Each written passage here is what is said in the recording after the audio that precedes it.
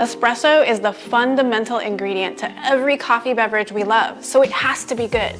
With your Beanz subscription, you're getting incredible coffees with every delivery, and they need to be dialed in to get the best flavors possible. I'm Sarah Dooley, here to help you dial in your next coffee. Let's dial in Jaguar Espresso by Equator on the Oracle Touch. Now, assuming you've selected the double espresso button on the touchscreen and placed the single wall double shot basket in the portafilter, then we're at the same starting point. Here's what my bar setup looks like from accessories to placement. Pause here if you need a minute to set yourself up for the brew along. At minimum, grab a dry towel.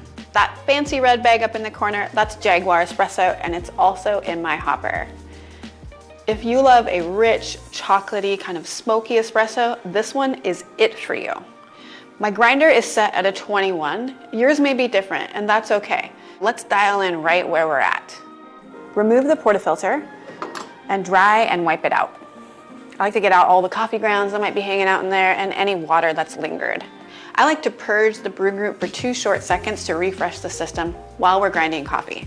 So insert the portafilter into the grinder cradle and pull it towards you to engage the grinder and purge. My starting brew recipe is 22 grams of freshly ground coffee. We're going for 25 to 30 seconds of total brew time, and that will yield just around 2 ounces of espresso. It's like having a little barista in your machine. It's amazing. Dosed and tamped consistently. Wipe off any excess coffee grounds around the basket just to ensure we get a watertight seal. And insert your portafilter into the brew group from left to right. It's gonna be a little snug on your first few uses, but it'll loosen up a little over time. Press the brew button and grab your favorite cup. You shouldn't see the first drop of espresso until around the 7 to 9 second mark. The machine starts at a low pressure and water is moved through the puck up to high pressure. That's called pre-infusion. This will result in a slow saturation of the bed and a full extraction of sugars, acids, omegas, and lipids that make up a delicious espresso. And there it is. That's the shot I was looking for. Give it a little swirl if you're drinking a straight shot, just because it's a little warm.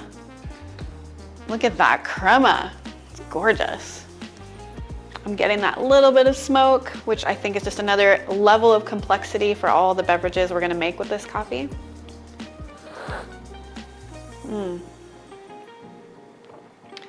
Smooth, chocolatey, silky body, lingering smoke. Again, if this is your jam, you're gonna wanna put this in everything. Did your shot look and taste like mine? The #1 goal of adjusting the grind is to either slow down or speed up the flow of water through the coffee bed. Don't be afraid of this step. We can always adjust it back. If the water flow is too fast, the coffee may taste sour. Adjust the grind a couple of notches finer to slow down the water flow through the bed. If the flow is too slow, the coffee could taste bitter or roasty. Adjust the grind a couple of notches coarser to speed up the flow of water through the coffee bed. Over time, all these steps will become second nature, and you'll go from having good coffee sometimes to great coffee every time. I'm Sarah Dooley, here to help you dial in your next coffee.